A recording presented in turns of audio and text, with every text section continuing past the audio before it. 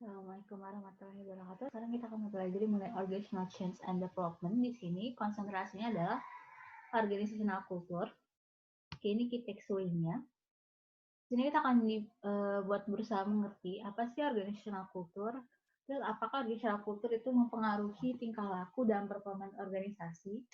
Kemudian bagaimana sih organisasi yang punya multikultural itu berjalan, menangani isu-isu seperti subkultural dan diversity. Kemudian mengenali alternative approach to organizational change. Jadi mengenali apa sih efek organizational change dan tipe-tipe cara perubahan strategi, ya. Kemudian ini outline-nya, kita akan belajar mengenai apa itu organizational culture, kemudian multicultural organization, kemudian perubahan organisasi, perubahannya itu seperti apa aja. Jadi sini ada model of change leadership, ada transformation and criminal change, fase-fase perubahan, juga strategi perubahan dan gimana, dan ada juga mempelajari mengenai resistensi untuk berubah, karena ya berubah itu susah ya, pasti ada orang-orang yang tidak mau perusahaan atau organisasinya berubah. Oke, kita mulai dengan pertama dulu, organizational culture. Organizational culture ini adalah suatu sistem inti yang dipercayai oleh sekelompok dalam organisasi menyangkut beliefs, kepercayaan, dan nilai-nilai yang dijadikan pedoman ya, guides dalam suatu organisasi. Jadi suatu sistem dasar yang mengandung nilai-nilai dan kepercayaan yang dipercayai seluruh orang dalam organisasi dan dijadikan guides ya, padanan peraturan dalam suatu organisasi ya, dan padanan bertingkah laku dalam satu organisasi. Nah, ini dalam organizational culture itu pasti setiap karyawan baru akan mengalami namanya sosialisasi kebudayaan ya, kebudayaan organisasi. Jadi maksudnya para anggota baru itu diajak untuk mempelajari perubahan atau perbedaan dalam suatu organisasi.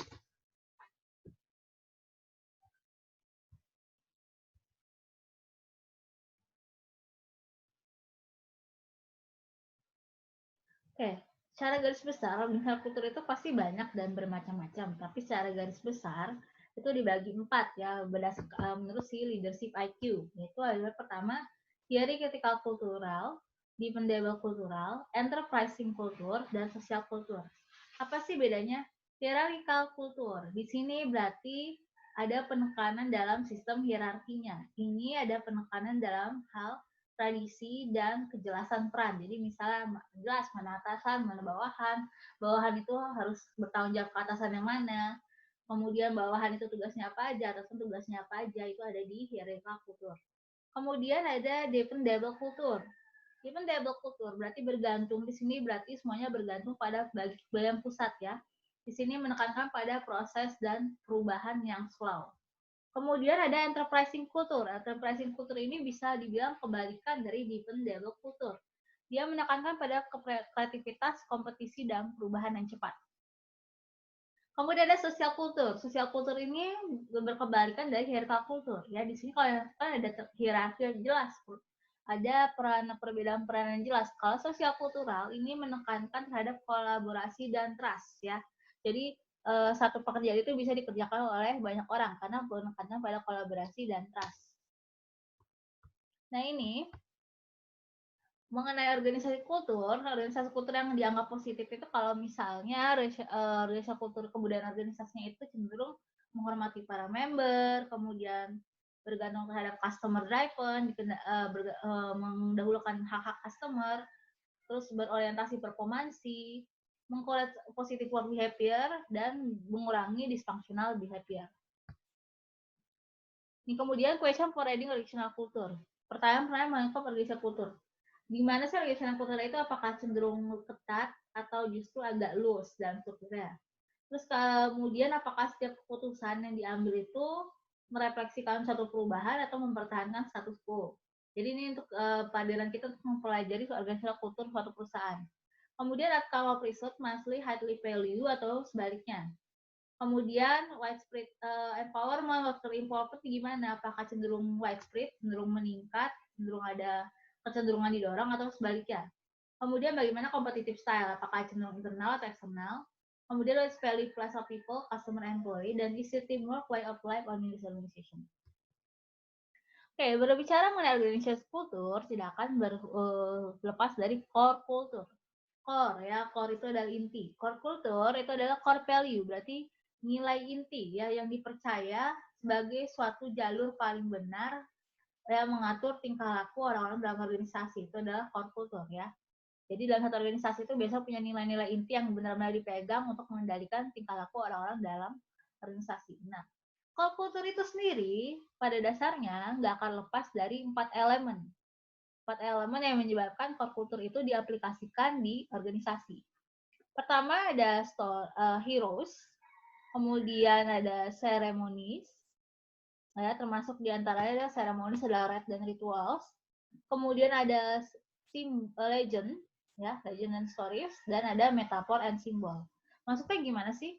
Jadi kalau misal core kultur yang ditekankan dalam satu organisasi itu pasti ditemukan oleh seseorang di organisasi orang dari masa lalu di organisasi tersebut ya. Ya misalnya dia punya kebiasaan baik terus ditiru diaplikasikan sebagai core kultur dalam satu organisasi. Nah ini kemudian untuk menekankan atau mengaplikasikan core kultur itu diceritakan dari satu generasi ke generasi lainnya ya untuk mengconvey portfolio bisa tertanam di setiap orang melalui organisasi melalui stories. Kemudian biasanya ada rite and ritual untuk menekankan core kultur dalam satu organisasi tersebut. Misalnya core kulturnya punya kebiasaan kebersamaan. Nah, dia ditekankan dengan kebersamaan, misalnya sebelum beraktivitas harus ada pembacaan doa bersama. Kemudian ditekankan juga dalam bentuk simbol, language atau art simbol complying core culture. Ya, setiap kultur dalam satu organisasi itu bisa di-observe ya. Makanya itu what is observable culture. Ketika orang-orang di luar dalam suatu organisasi bisa melihat dan mendengar juga merasakan kultur organisasinya itu seperti apa sih. Jadi orang luar pun nggak perlu kerja di situ sudah tahu kultur organisasinya akan seperti apa. Itu adalah berarti kulturnya bisa di-observable. Nah, ini elemen observable tadi yang udah dijelaskan ada hero, ceremonies, site ritual, legend and stories, dan metaphor of symbol. Nah, ini kemudian ada core culture ya tadi. Bentar.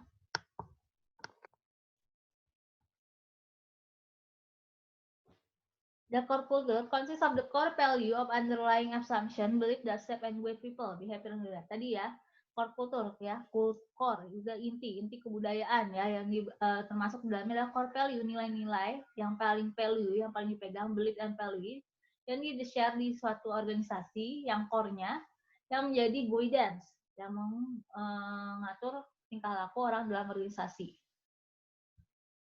Nah, ini adalah important cultural value include ya. Jadi kenapa pentingnya cultural values itu penting untuk mengatur performance excellence, inovasi, social responsibility, integritas sampai teamwork. Ini tinggal dibaca sendiri. Dan kemudian ada istilah value based management. Apa sih organisasi value based management dalam organisasi kultur? Nah, ini value based management kalau misalnya satu manajer di suatu organisasi aktif membangun, mengkomunikasikan, dan mengembangkan nilai-nilai yang bisa dijadikan organizational culture di kedepannya. Kemudian ada istilah workplace spirituality. Workplace spirituality adalah create meaning dan share community among organizational member ya. Simple value spirituality culture termasuk di dalamnya meaningful purpose, trust and respect, honesty and openness, personal growth and development, worker planning practice, dan ethics social responsibility. Nah, ini bisa dibaca sendiri. Nah, ini kemudian ada istilah multicultural organization dan diversity. Ya, jika zamannya MNC ya, multinational company, pasti dalam satu organisasi itu kulturnya nggak mungkin kultur tunggal, banyak kultur yang terlibat. Makanya karena multinational company, pasti kulturalnya juga cenderung multikulturalis. Ya, ini dimana sebanyak pihak-pihak yang terlibat itu punya keragaman dalam hal kultur, suku, agama, ras, bahkan negara, dan kepercayaan yang berbeda-beda. Nah, multikulturalisme itu satu organisasi di mana terdiri dari satu atau lebih beberapa kultur, dua atau lebih beberapa kultur di sana, dan orang-orang di dalamnya diharapkan membiasakan diri dengan perbedaan atau diversity dan saling menghormati perbedaan tersebut. Nah, multicultural organization, salah satu perusahaan multinational company diharapkan punya mengembangkan yang namanya multicultural organization. Ya, multicultural organization atau multicultural ini berarti iya, kultur core value-nya diharapkan bisa mencangkup dan mengembangkan, mencangkup segala macam perbedaan kultur yang ada dan juga mensupport penerapan multikulturalisme. Jadi nggak cuma berpihak pada satu kultur aja, tapi berpihak mengcover semua kultur yang ada dan juga membuat orang-orang yang mematuhi kultur tersebut bisa menghormati perbedaan kebudayaan. Ini karakteristik multicultural organization, ya orang-orangnya cenderung pluralis, jadi nggak berasal dari satu suku aja, atau satu agama aja, atau satu negara aja. Kemudian structural integration, nah ini kemudian cenderungan networknya cenderung informal. Kemudian diharapkan ada absen of prejudice dan diskriminasi karena multikultural, jadi jangan sampai ada diskriminasi, ada kecurigaan, ada perbedaan perlakuan antara orang dari kultur satu dan kultur lainnya, dan kemudian adanya minimum intergroup konflik. Nah, ini kemudian ada regional subkultur. Organisasi subkultur itu bagaimana sih? Jadi kalau multikultural ini biasanya organisasinya terdiri dari subkultur 1, subkultur 2, subkultur 3, dan selanjutnya. Nah, subkultur itu adalah sekelompok orang yang men-share similar belief, ya, kepercayaan yang sama, dan value based on the work on personal culture. Jadi misalnya di satu organisasi multinasional ada subkultur orang Asia, subkultur orang Eropa, subkultur orang Asia Timur. Jadi yang punya similar belief dikumpulkan dalam satu subkultur. Nah, ini ada kemungkinan dalam tantangan dari bekerja di multikultural organisasi adalah ada yang masih menerapkan ethnocentrism. Ethnocentrism itu adalah kepercayaan percaya kalau misalnya kulturnya dia yang paling terbaik, ya. Kultur yang lain tuh buruk, cuma dia yang terbaik kulturnya, ya, kebudayaannya terbaik, yang merasa kulturnya dia superior dibanding yang lain. Nah, ini jelas penerapan yang salah. Nah, ini subkultur sendiri, ya. Pembagian subkultur sendiri biasanya dibagi berdasarkan generasional, misal asal negara, gender, ya, ada perempuan laki, occupation and function, berdasarkan pekerjaan dan fungsi yang dijalankan, dan berdasarkan etnitas dan nasional kultur. Kemudian ada istilah di diversity. Diversity itu apa sih? Diversity adalah keragaman, ya, presence of difference. Jadinya adanya keberagaman. Menunjukkan kalau dalam satu tempat itu bisa banyak perbedaan. Diversity alone does not guarantee positive performance impact. Jadi walaupun kulturnya berdivers, cukup beragam, bukan berarti performance impact-nya akan langsung maksimal positif. Tapi kalau sudah terbiasa dengan diversity, ketika seseorang atau para pekerja sudah terbiasa dengan diversity, dengan keberagaman, sudah terbiasa dengan toleransi, saling menghormati, dan sebagainya, diharapkan impact result-nya bisa jadi lebih positif dibanding organisasi kultur yang kulturnya tunggal. Nah, ini kemudian ada yang istilahnya pada kenyataannya ya menerapkan diversity itu nggak semudah kelihatannya karena pada dasarnya ini masih ada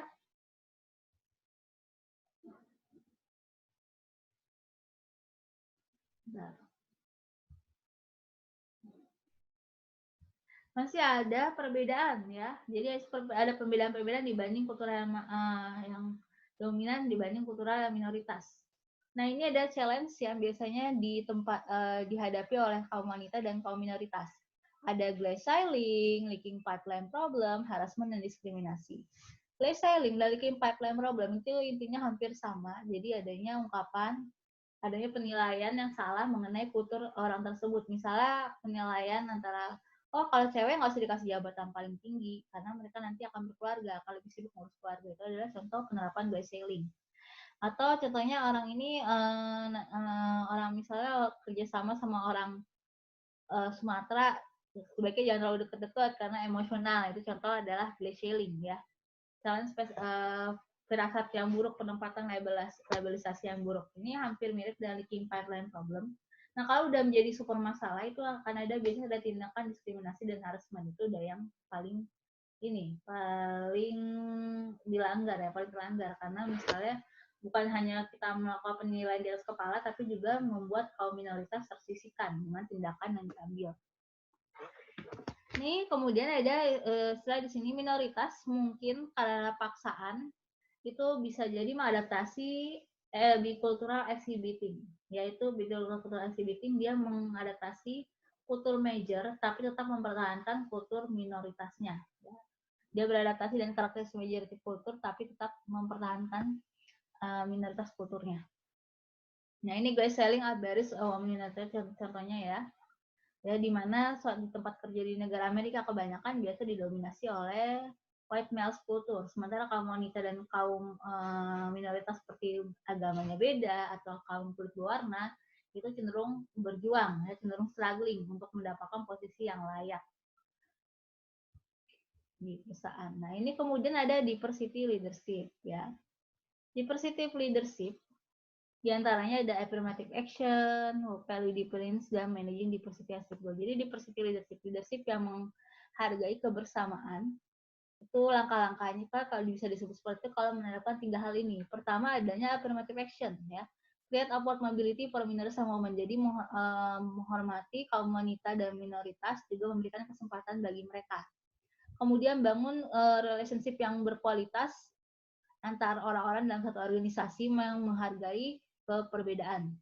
Kemudian melakukan utilisasi secara penuh dari sumber daya yang beragam. Jadi diversity leadership ya dia bisa mampu menerapkan hak-hak kaum wanita dan kaum minoritas, kemudian menerapkan respect di antara orang-orang yang terlibat dalam satu organisasi dan juga bisa mengutilisasikan human resource yang cukup beragam. Nah, ini kemudian ada change leader. Change leader adalah change of take leadership initiative for change as important behavior of soon social system ya. Jadi change leader yang siap melakukan perubahan, siap menjadi agen perubahan, siap berubah dan siap beradaptasi dengan perubahan yang ada. Nah, ini ada perbedaan antara change leader dan status quo manager. Kalau change leader dia cenderung confidence ya, confidence terhadap ability-nya, willing to take risk, seize opportunity, expert surprise, make things happen. Jadi kalau change leader itu cenderung terbuka terhadap perubahan, mau mengambil resiko, melihat kesempatan, tidak masalah dengan surprise atau kejutan, dan berusaha make things happen.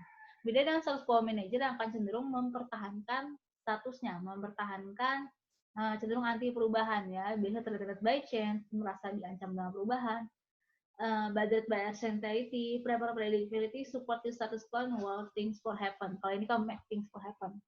Ya jangan sampai menunggu doang, kalau ini cuma menunggu suatu hal terjadi, kalau ini make things for happen. Nah, ini kemudian kita belajar lagi organizational change, perubahan organisasi. Itu bisa terjadi dua cara, ada top down change, ada bottom up change. Apa sih bedanya? Kalau top down change berarti perubahan itu dilandasi dari senior manajemen atau orang-orang di kalangan atas ya.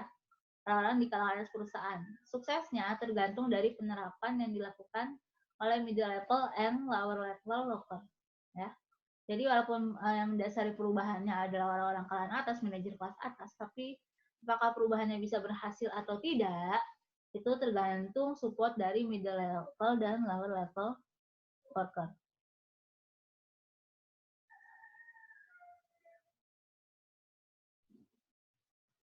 Oke. Kemudian ada bottom up change. Bottom up change ini adalah inisiatif untuk berubah ya, tapi bukan dari top manajemen, tapi justru dari bawahannya ya. Yang contohnya krusial ini biasanya bottom up change juga cukup krusial untuk inovasi organisasi. Jadi ini made possible bagi employee empowerment, employee involvement, employee participation. Jadi bottom up change itu bisa terjadi kalau misalnya karyawan diberikan empowerment yang tinggi, dilibatkan dan diberikan partisipasi. Nah, ini kemudian ada how to lead transformational change. Sebelum ini kita ini dulu perbedaan antara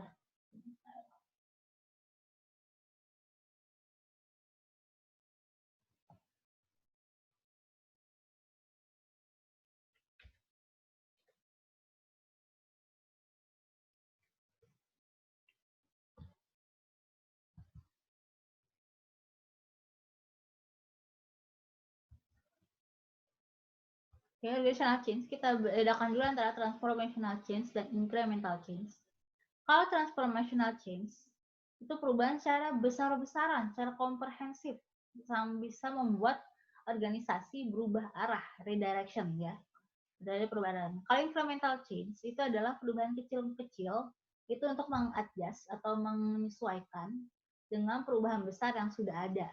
Jadi tujuannya perubahan-perubahan kecil yang berfungsi hanya untuk menyesuaikan dengan yang sudah ada untuk mengimprove performance, itu incremental change. Jadi kalau transformasi itu perubahan besar-besaran sampai organisasinya itu terdireksi lagi ya, major dan komprehensif.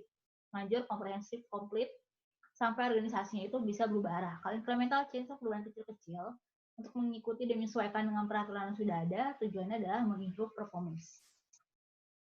Nah, ini fase-fase dalam planet change, perubahan. Nah, ini bagaimana transformation change bisa terjadi.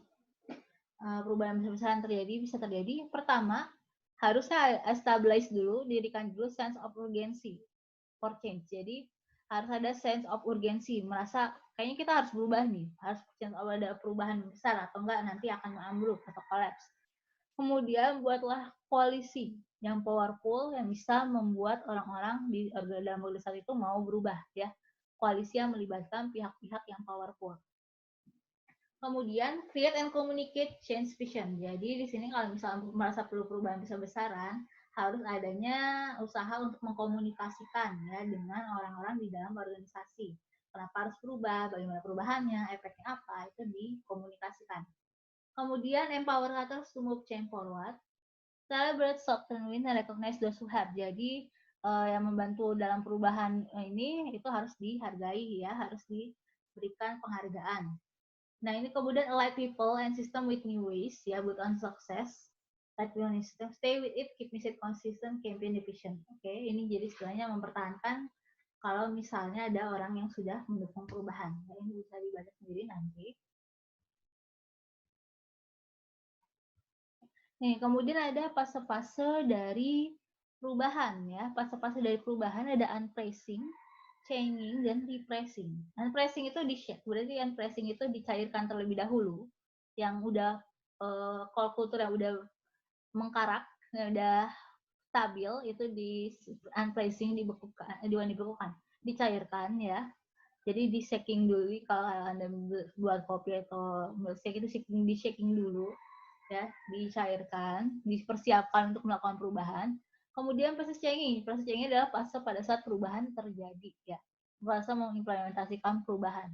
Kemudian repressing, tadi kan dicairin, sekarang kalau misalnya udah dari A berubah ke B, itu fasenya distabilkan ya, jadi supaya B-nya itu nggak gampang berubah lagi, entah ke C atau entah balik ke A. Setelah fase unpressing, dicairkan terlebih dahulu yang sudah ada, kemudian implementasi perubahan, baru kemudian stabilisasi lagi di fase repressing. Nah, ini penjelasan lebih lanjut. Fase 1 unpressing apa aja sih yang bisa dilakukan? Nah, ini bisa dibaca sendiri, establishing good relationship, helping others, bantu orang lain kenapa harus berubah, mencari perubahan, pentingnya perubahan. Nah, ini kemudian fase 2 changing, fase implementasi perubahan ya. Identify new more effective way. Perkenalkan yang cara yang paling efektif way of behaving, choosing change, taking action. Kemudian dari repressing, saya menstabilisasi perubahan ya. Create a setting community for the new behavior. Kemudian ada professional change, yaitu making control adjustment as change of being implemented. Jadi professional change itu hampir mirip ya sama yang tadi sebelumnya. Ini membuat perubahan-perubahan untuk mengadjustment perubahan yang telah diterapkan. Bedanya dengan ini, kalau incremental change itu melakukan perubahan-perubahan kecil mengikuti dengan apa yang sudah ada untuk mengimprove performance. Kalau yang ini, kalau yang professional change, melakukan perubahan kecil untuk menyesuaikan dengan perubahan yang baru terjadi. Ya, perubahan yang baru diimplementasi. Nah, ini kemudian change strategi, ada power coercion, rational persuasion, dan share power ya. Kalau persuasion itu cenderung perubahannya dipaksakan. Ya, bisa dilihat di sini, using position power to create change by decree or authority. Jadi memaksakan dengan menggunakan otoritas perubahan. Ini power base-nya bisa dilakukan dengan cara legitimasi, jadi memaksa bisa dengan cara hukuman, reward, punishment berdasarkan legitimasi. Kalau nggak mau berubah akan kena hukuman, kalau mau berubah akan dapat reward. Nah, ini managerial behavior cenderung direct forcing, perubahan secara langsung yang dipaksa. Nah, ini likely result-nya kalau pakai force coercion itu faster, perubahannya bisa terjadi dengan cepat. Tapi komitmen untuk mempertahankan perubahan itu cenderung rendah dan compliance. Berbeda sedikit kalau misalnya pakai share power, ya perubahan share power itu lambat, tapi komitmen untuk mendukung perubahan yang telah diinternalisasi itu cukup tinggi. Kalau share power itu berarti melibatkan orang-orang ya termasuk para bawahan untuk menyusun mau dibawa kemana sih arah perubahannya ini. Jadi ada participative effort. Nah ini ada di tengah-tengahnya adalah rational persuasion. Jadi dia menggunakan autoritas juga, tapi juga melibatkan bawahannya. State change through rational persuasi dan empirical argument. Jadi di sini agak sedikit kita harus berubah loh, inilah ya kenapa harus berubah ada alasannya. Kemudian selama proses perubahan itu penerapan perubahan para bawahan dibiarkan untuk berpartisipasi dan menyampaikan pendapatnya. Yang paling bagus ya tentu yang rational persuasion. Ini penjelasan force coercion strategy change, rational persuasion strategy change, circular strategy change. Oke, ini bisa dibaca sendiri ya. Kalau force coercion itu cenderung menggunakan formal otoritas, direct forcing, dipaksakan, ya. Most useful in unpressing phase. Jadi ini paling useful di unpressing phase. Kalau dari rasional itu akan memaksakan, tapi menunjukkan kalau kita harus berubah, disertai oleh adanya pembahasan knowledge, empirical data, rational argument, dan loss of expert power. Useful in rephrasing dan repressing space, produce long-lasting international change. Nah ini kemudian ada share power strategi, ini mengengage people, ya orang-orang termasuk dari atasan sampai bawahan untuk berkolaborasi menentukan perubahannya mau dibawa ke arah mana sih. Biasanya cenderung time consuming, tapi orang-orang yang terlibat dalam perubahan itu, perubahan barunya cenderung lebih ke high commitment ya, mereka lebih punya komitmen tinggi untuk melestarikan perubahan yang baru. Import other in external social cultural factor dan realize our different power. Nah ini kemudian ada why people research to change. Kenapa sih orang-orang nggak cenderung ketakutan untuk berubah? Pertama ada fear of the unknown ya, ketakutan berubah karena takut kalau misalnya berubah mungkin dia kehilangan penghasilan, kehilangan jabatan, kehilangan otoritas.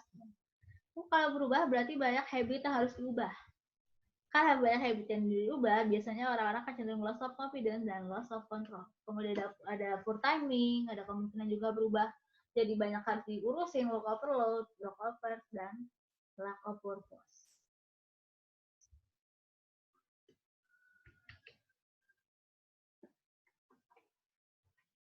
Kemudian selanjutnya ada check for dealing resistant to change. Ini bagaimana sih membuat orang mau berubah, yang nggak mau berubah jadi mau berubah. Beritahukan benefits, keuntungan kalau misalnya kita berubah. Kemudian cek the compatibility, ya, keep change similar to exciting process. Jadi bagaimana usahakan proses perubahan itu menjadi sesuatu yang excited dan menyenangkan buat orang-orang yang tidak mau berubah. Kemudian cek the simplicity, ya. Jadi penjelasan kenapa perlu berubah bagi mereka, kemudian bagaimana perubahannya itu dengan cara cek the simplicity. Kemudian ada check the reliability, ya, allow people to slowly try to change adjusting pragmatism. Jadi izinkan mereka untuk beradaptasi dengan perubahan-perubahan yang ada. Yang ada metode-metode yang bisa dijelaskan dipakai untuk dealing with, untuk menasihati ya, untuk deal untuk supaya orang-orang yang tidak mau berubah itu misalkan dengan education dan komunikasi, partisipasi dan involvement. Jadi kalau dilibatkan mungkin mereka baru mau berubah, dilibatkan dalam penyusunan program baru mungkin mereka mau berubah. Kemudian fasilitasi dan support, jadi ada dukungan, fasilitas support kenapa harus berubah, dan negotiation agreement. Sampai yang paling terakhir itu ada manipulasi, competition, dan explicit in-person question. Jadi kalau misalnya udah nggak mau, udah coba dulu yang secara lembut, kalau nggak bisa baru yang agak keras ya, dipaksa perubahannya. Oke, cukup sekian. Sampai sini terima kasih. Kalau ada yang mau ditanyakan, bisa nanti tanya lewat via group.